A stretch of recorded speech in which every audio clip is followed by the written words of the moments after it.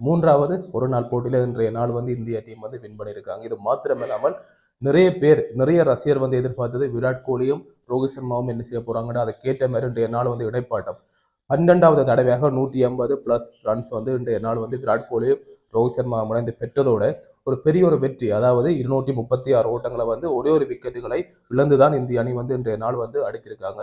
ரோஹித் சர்மா வந்து இன்றைய நாள் வந்து தொடர் நாயகன் 202 ஓட்டங்களை தொடர வந்து குவித்திருக்கார். இது மாத்திரமில்லாமல் இன்றைய நாள் வந்து ரோஹித் சர்மா சதமும் அடித்திருக்கார். 2 போட்டிகள் வந்து டக் அவுட் ஆன விராட் கோலி இன்றைய நாள் வந்து 75வது அரைச்சதத்தை வந்து பெற்றிருக்கார். அதாவது இந்திய அணி வந்து ஆஸ்திரேலியா முன்னில தோத்தாலும் ரசிகர் மேல வந்து கொஞ்சம் சந்தோஷப்படுத்தக்கூடிய மாதிரி தான் இவங்களின் இனப்பட்டம் வந்து இன்றைய நாள் வந்து இருந்திருக்கும் என்று நான் நம்புறேன். அடுத்து வந்து 5 T20 மேட்ச் வந்து இந்திய அணி வந்து ஆஸ்திரேலியா மண்ணில வந்து விளையாட போகுது. 5 T20 மேட்ச்ல வந்து இந்திய அணி வந்து இந்திய வீரர்கள் வந்து என்ன செய்ய போறாங்கன்றதை வெயிட் பண்ணி பார்ப்போம். அந்த சீரீஸ் வந்து இந்திய டீம் வந்து அடிக்கணும்ன்றதை எல்லாருமே வந்து வேண்டலாம்.